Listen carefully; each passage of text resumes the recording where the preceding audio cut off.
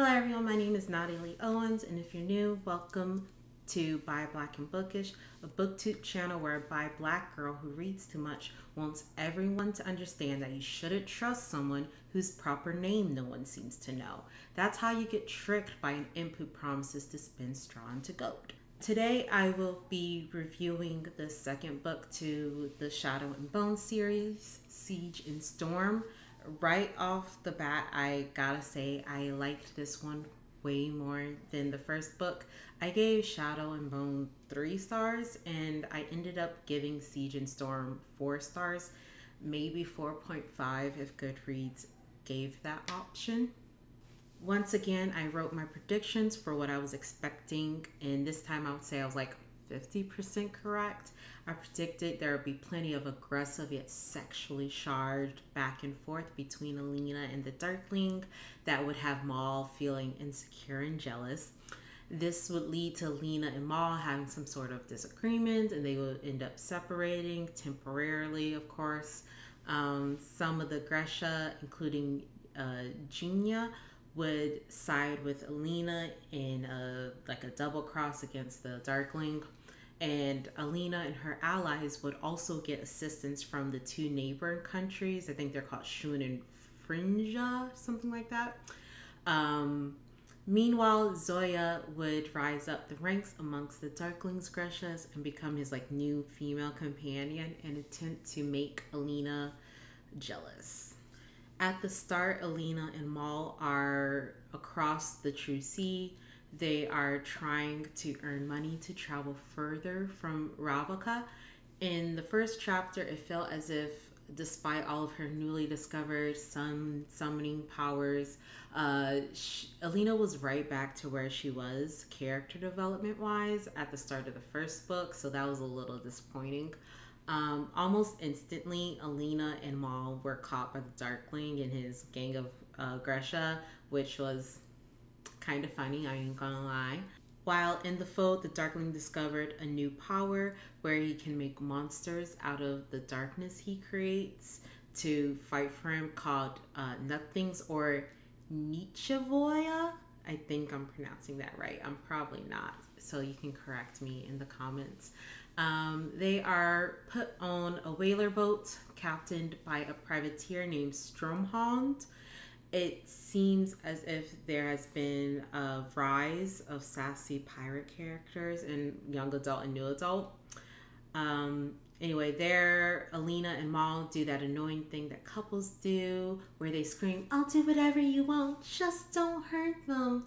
As a couple, Alina and Maul are annoying and frankly a little boring, and also sort of individually as well, but especially as a couple. The Darkling forces Maul into hunting another creature called the Sea Wisp to get another amplifier for Alina. Just as they find the Sea Wisp, Stormhound and his crew, including a pair of Shun twins, turn on the Darkling and take Alina and Maul as well as the Sea Wisp. Genia does help them escape, so I was partially right about one of my predictions, but ultimately she decides to stay on board with the Darkling. Alina kills the Sea Wisp for the scales as a second amplifier. She also finds out there is a potential third amplifier from a Firebird. Stromhond promises to bring Alina to his client that hired him to kidnap her from Darkling, and then if she doesn't like what the client has to say, he promised to help Alina and Maul disappear. Meanwhile, Maul is just kind of in the background, just there chilling, doing nothing, and that's pretty much all he does for the entire book, and also throws little temper tantrums, but that's a little bit later. The crew go through the fold, but because Alina has a vision of the Darkling, they are briefly vulnerable to Volcra attacking them, and Volcra is those wing monsters. I think of the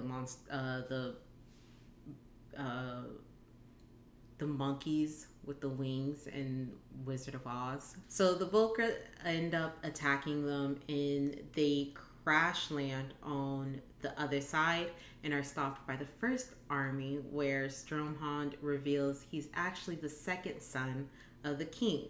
So this sassy pirate trope is even better with the fact that he's also noble, giving me a kind of like a strong love child of recent Alucard from Shades of Magic vibe. So anyway, Nikolai Stromhound proposes to take Alina back to Oz Alta to save Ravka and become his queen. I don't know what Alina is doing to pull all these men into liking her, but in Nikolai's case, I can understand politically why Nikolai would want Alina as his queen. It makes sense, have the most powerful like Gresha as his queen. Real show of power. I just really hope it wouldn't develop into actual feelings like in the third book, but I guess we'll have to wait to see. It also comes across as if all the men in Alina's life are only interested in controlling her. And yes, I am including Maul in this. He's probably the most controlling. Anyway, so Alina rejects the marriage proposal, of course, but agrees to return to Ozalta in exchange to lead the second army.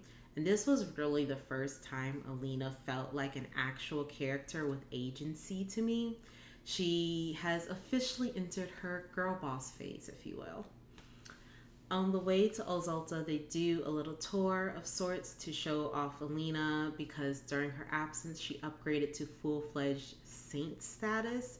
And I find the promise of religious trauma in fantasy so intriguing because it just ignites my own religious trauma, only with the sprinkle of like magic on top. So Maul, who has been just so goddamn useless, suddenly declares himself as captain of Alina's personal guard, as if he has that authority, which I don't think he does. He also constantly does this thing where he talks down to Alina and her new position of authority. It's almost like he's jealous of her in a way and wants to keep her down in order to feel better about himself. So listen, gals, gays, and days, if anyone ever talks to you the way Maul talks to Alina, you should probably run. They arrive at Oz Ulta. Nikolai is warmly welcomed back by his parents, less so by his brother. The parrot, the Rasputin-like motherfucker, he disappeared and is wanted for colluding with the Darkling, and mentions of Alina as a saint is forbidden by the king. But nonetheless, the king agrees to allow Alina to lead the second army despite his distrust of her, and Maul is dishonorably charged for abandoning the first army. At the little palace, there are a few Gresha waiting for them, and most don't like the thought of Alina being charged. Surprisingly, Zoya is there. Like I mentioned, I thought Zoya would be with the Darkling, but she ended up staying at the little palace. And once again, Alina sort of is really obsessed over how pretty Zoya is, to the point where Alina comes across as a little, fruity. And maybe that's why Alina doesn't seem to be happy with any of the potential male love interests, and that's because she likes girls. She don't date Ravakin men because she dates girls. Well, anyway, Alina managed to shut them up when nearly killing one of the heart enders with like this cut kind of spell. In the Darkling's chambers, she has another vision of him. Lena goes to visit Bagara, who was blinded by the Darkling for helping Alina escape. The old woman refuses to help finding the third amplifier and warns that it would change Alina. And for the first time, I started to really appreciate the magic system in this world, in the Greshaverse, because at first it seemed as if the Gresha really didn't have any sort of check and balances when it came to using their magic. Using their magic made them even more beautiful and powerful. Their only limit really was they couldn't have a second amplifier. But with these amplifiers that Alina is pursuing, there is finally this downside of magic that could ruin you and possibly even create another fold incident, like with the Black Heretic / the Darkling. And this downside was there in the background, but it wasn't really put forefront until at that moment and directed towards our main character. Then the book sort of enters this slump where it gets a little boring. It's about Lena and her allies establishing a plan on how to deal with the Darkling when he inevitably attacks, and also establishing an escape plan. They make these giant reflective dishes, but when the Darkling finally attacks, they don't even use it because he destroys this though. There's also sort of a development of a love square, maybe more accurately a love pentagon, between Alina, Maul, the Darkling, Nikolai, and Zoya. It was trash. I hated it. Probably the least interesting part of the book, but I do reluctantly accept it as a part of the YA genre. Though I do have to say, even though Nikolai reminded me of the Darkling at first, I do think Alina and Nikolai would be a way healthier relationship, because Maul and Alina are just so incredibly insecure about their relationship. Maul especially, he became a whiny little bitch. And call me crazy, but if you are insecure about your relationship, maybe have a grown up conversation to address that insecurity, or just break up, because obviously it's not working. And Alina and Maul do sort of break up, though Maul never actually leaves, so that's another prediction that was only partially right.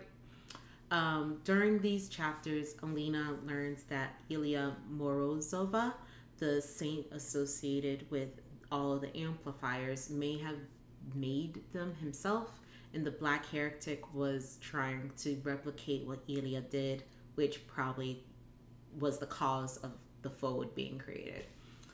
In another incident, the Aparite appears in front of Alina, promising her a holy army to fight for her. One morning, Alina walks out of Als Alta into the pilgrims' camp. One of them recognizes Alina, and the pilgrims start to freak out. And before they can tear her apart, she's saved by the twins. One of the titles that the pilgrims calls her gives Alina a clue about where the Firebird is. Maul volunteers to go by himself because he needs to do something to feel big, I guess. And the next day is Nikolai's birthday. All of the important people are at the palace, including Alina and the whole royal family. The first prince announces he made a deal with one of the neighboring nations, which Nikolai immediately recognizes as a trap. Then the palace is attacked by the Darkling's monsters. The first prince is killed right away, and the rest of the family manages to escape. At the little palace, most of the second army is killed, save Zoya and a few others, one of them named Nadia, which is fun because I rarely come across characters with the same name as me. Anyway, Lena and the remaining Greshas were given a chance to escape by the Holy Army led by the twins, who are apparently secretly followers of the Aparite. They are cornered by the Darkling, who does his whole spiel about sparing everyone if Alina just returns to his side. And at first it seems as if she was going to do just that, and that was going to make me so mad, because it would have made everything that happened in this book absolutely pointless. But Alina was faking it. She was doing the whole... She manages to turn his magic against him and creates her own monsters, her own nothings, which nearly kills them both. It made me wonder how she knew how to do that, and why she couldn't have just done that back in the beginning on the boat. But anyway, Alina ends up being rescued by Maul. They retreat into these underground passages where they are taken in by the Aparite to an underground structure called the White Chapel. At the end, Alina realizes she can no longer summon this light, and so that's how Siege and Storm concludes. Like I said, I enjoyed Siege and Storm way more than I did Shadow and Bone. The ending was this close to ruining it for me, but it pulled through. And I'm honestly looking forward to the third and final book. I hope it can tie in the loose ends really nicely. I can finally understand the appeal of the Shadow and Bone series. Let me know if you've read Siege and Storm and what's your opinion on it in the comments below, or talk to me on Twitter or Instagram at @NLeeOwens. Hope to see you next time when I do a read-along video. This time I will be getting into the Christmas spirit and reading the first chapter of a Christmas-themed Christian romance novel, which will be fun considering I'm a heathen. So until then, bye!